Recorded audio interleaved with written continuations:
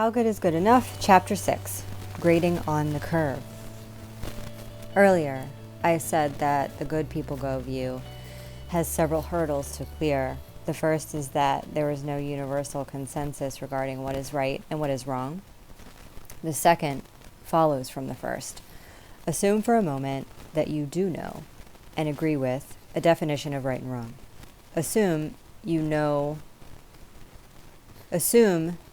you somehow know in divinely certain terms what constitutes good. Even if that were the case, you are still left with the quandary of how you are to be graded and where you stand at any given time. When you die, do you get to go to heaven if your good deeds constitute 70% of your overall deeds, or does 51% earn you a passing grade? I'm not trying to be silly. If you believe good people go to heaven, then this is a relevant question. What percentage of your deeds do you think need to be allotted to the positive side of the balance sheet in order to secure a slot in heaven? Come on, play along, make a guess. Never thought about it? Have no idea? Neither do I. That's because God has not revealed it to you or me. But let's take it one step further. Let's assume that God is extraordinarily merciful and that only 10% of your deeds need to be good to get you into heaven. Even then, you could find yourself one good work shy of a passing grade. Imagine that. You miss out on heaven because you're short one lousy act of kindness. To make matters worse, you had no idea the difference one act of kindness would make because God never bothered to make the system clear. Or what if God's holiness and perfection outweigh his mercy and he requires that 90% of our deeds be good?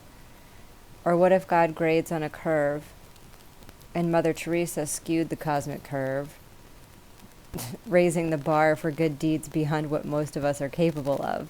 Granted, heaven would be sparsely populated, but who knows? When she was around, Mother Theresa was constantly calling men and women out of their comfort zones to follow in her commitment to love the poor and downtrodden. Maybe God was speaking to us through her. Maybe she knew something most of us have missed. Again, we don't know.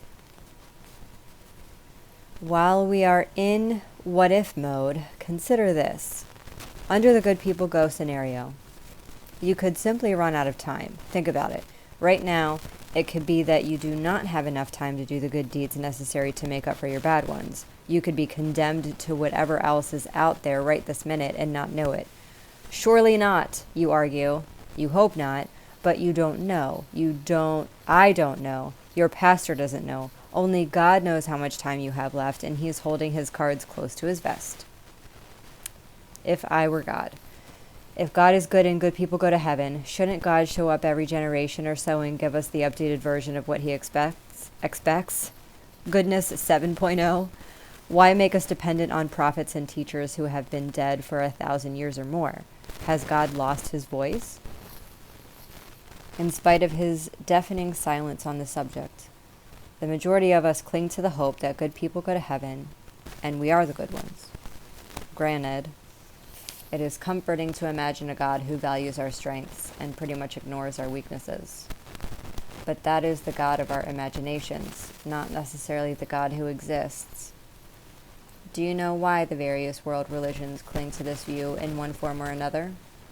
Because there aren't any good options. What else can we believe? If good people don't go, who does? Perhaps everybody goes to heaven. That would be great, but that would mean the majority of religious leaders have misled us for generations. And if everybody is going to make it, why doesn't God just tell us? Last but not least, next we will examine a third and perhaps the most surprising obstacle to the good people go view. You may be tempted to close the book at some point in this next chapter. But since you have waded in this far, you owe it to yourself to push on. For as we are about to discover, there was one major religious figure who did not believe that good people go to heaven.